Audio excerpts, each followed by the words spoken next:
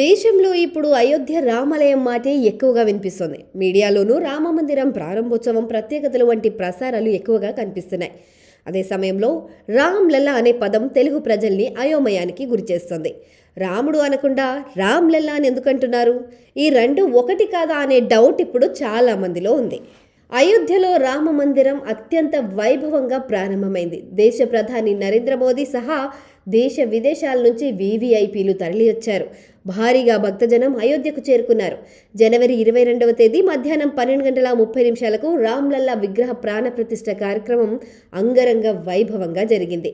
ఈ క్రమంలో రాముణ్ణి రామ్లల్లా అని ఎందుకంటున్నారు అనే సందేహాలు సర్వత్రా తలెత్తుతున్నాయి. శ్రీరాముడి విగ్రహ ప్రాణ ప్రతిష్ఠ అనకుండా రామ్లల్లా ప్రాణ ప్రతిష్ఠ అంటున్నారేంటనేది ప్రధాన సందేహంగా మారింది. ముఖ్యంగా తెలుగువారిలో ఈ సందేహం ఎక్కువగా ఉంది. శ్రీరాముడు రామ్లల్లా ఒకటి కాదా అనే ప్రశ్నలు తలెత్తుతున్నాయి. వాస్తవం ఏంటంటే రామ్లల్లా అంటే బాలరాముడు అని అర్థం. సంస్కృతంలో లల్లా అంటే బాలుడు లేదా చిన్న పిల్లవాడు అని అర్థం. అయోధ్యలో ప్రతిష్ఠించింది రాముడి బాల్యావస్థ విగ్రహాన్ని, అంటే బాలరాముడి విగ్రహాన్ని. రామచరిత మానస్ రచించిన తులసీదాస్ బాలరాముడిని రామ్ లల్లాగా అభివర్ణించారు. అందుకే ఉత్తరాదిన బాలరాముడిని రామ్ లల్లాగా పిలుస్తారు.